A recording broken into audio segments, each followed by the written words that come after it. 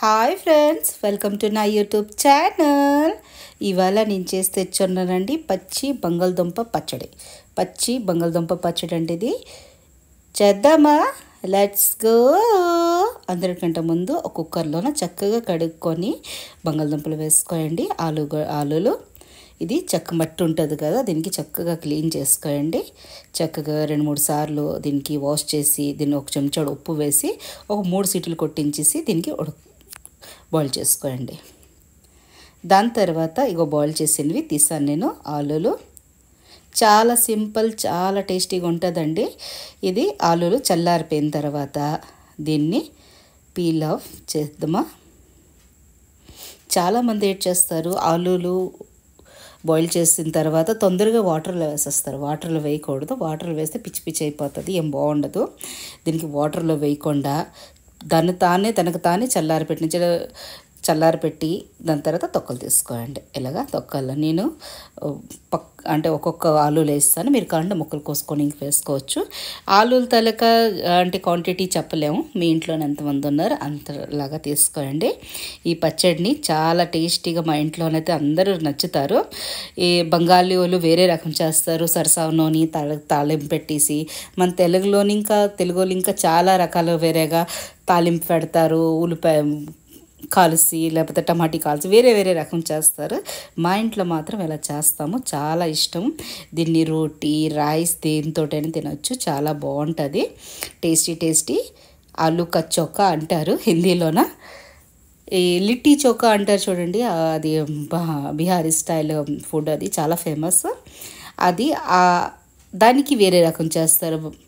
ఆలులు వంకాయ అవన్నీ చేసుకొని ఇలాగా అన్నీ పీలఫ్ చేస్తాను నేను. ఆలులు దీన్ని ఫోక్ తోటి చక్కగా ఇలాగా చిదిమియండి, లేకపోతే చెయ్యి పెట్టవచ్చు. కానీ చాలామందికి ఇలా చూసి ఇష్టపడదు, చెయ్యి పెట్టేసి ఇలా పిసుకుతున్నట్టుగా. అందుంచి నేను ఫోక్ తోటి చేస్తున్నాను. ఇలాగా ఫోక్ తోటి చెయ్యండి. ఇలాగా చక్కగా ఫోక్ తోటి ఇలా చేసుకోగా దీనికి కొంచెం బరకగా అంటే కొంచెం ఆలుగడ్డలు ఉన్నట్టుగా చేసుకోండి. ఎక్దం పేస్ట్ చేసుకోవద్దు. ఏంటి మనం ఎప్పుడు తిన్నా మన నోట్లోకి కొంచెం బంగాళదుంపలు చిన్న ముక్కలు వచ్చినట్టుగా ఉండాలి. ఇలాగా చక్కగా చేసిన తర్వాత మ్యాష్ చేసేసుకున్న తర్వాత దీనిలోకి కొంచెం మిరపకాయలు వేసుకుంటున్నాను. పచ్చిమిరపకాయలు మీకు ఇంట్లోనే ఎలాగా తింటారో అలా చూసుకోండి. మిరపకాయలు తక్కువ వేసుకున్న మీ ఇష్టం. కారం ఉప్పు మీ ఇష్టం అండి, మీరు ఎలా తింటారో అలా వేసుకోవచ్చు. దాని తర్వాత ఆనియన్ ఎక్కువ వేసుకోవాలి. ఒక పెద్ద ఆనియన్ వేసుకుంటున్నాను. మా ఆయన పెద్ద ఆనియన్ ఇంట్లోకి తినడానికి, పచ్చి నోట్లో తినడానికి చిన్న ఆనియన్స్ వేస్తారు. అయితే పెద్ద ఆనియన్ ఒకటి వేసుకుంటాను. తర్వాత పెద్ద గుప్పెడు నిండా ధనియా పత్తి, కొరియాండర్ చక్కగా దానికి స్మాల్ సైజులో కట్ చేసుకొని వేసుకోండి. ఇది వేసుకుంటే చాలా టేస్టీగా ఉంటుంది. దీనిలోనికి కొంచెం తగినంత ఉప్పు వేస్తున్నాను. ఉప్పు తక్కువ వేయండి, ఎందుకంటే ఇలా పచ్చడిలోన ఉప్పు ఎక్కువైతే తీయలేము, వాటర్ ఫామ్ లేదు కదా. అందు గురించి ఎప్పుడైనా కొంచెం తక్కువ వేసుకోండి, కావాలంటే మళ్ళీ వేసుకోవచ్చు. ఒక 1/2 చెంచాడు కారం వేస్తున్నాను. కారము మీరు పచ్చిమిరపకాయలు వేసారంటే కారము వేయమంటే మీ ఇష్టం, కానీ మేము వేస్తాను నేను కారము. దాని తర్వాత ఆయిల్. ఈ ఆయిల్ మాత్రము 5-6 స్పూన్లు వేసుకోండి. ఎంత కొంచెం దీనిలో ఆయిల్ ఎక్కువ ఉంటుంది అంత టేస్టీ ఉంటుందండి. వేసుకున్నాక దీన్ని చక్కగా కలిపేసుకోండి. చాలా చక్కగా కలిపేసుకోండి. ఇలాగా ఫోక్ తోటి చేయితోటి కలిపేసుకున్న బాగా వస్తుంది. మేము ఇంకా వంకాయ ఉంటుంది కదా, బ్రింజల్, దానితో పచ్చడి చేస్తాం. అది కూడా పచ్చడి పెరుగు వేసి.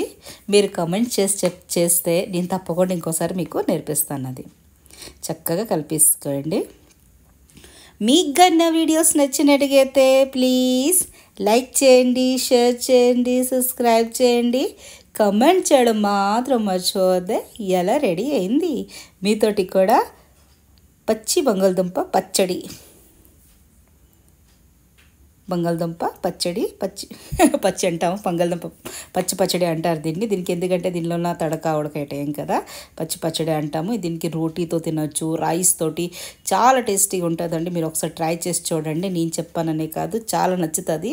మా ఇంట్లో మొన్న కూరగా కూర తక్కువ ఉంటుంది. నేను అన్నాను ఏంటి కూర వండాలి మళ్ళీ అనుకుని అంటే వీళ్ళన్నారు బంగాళదుంప పచ్చడి చేసేయండి అని.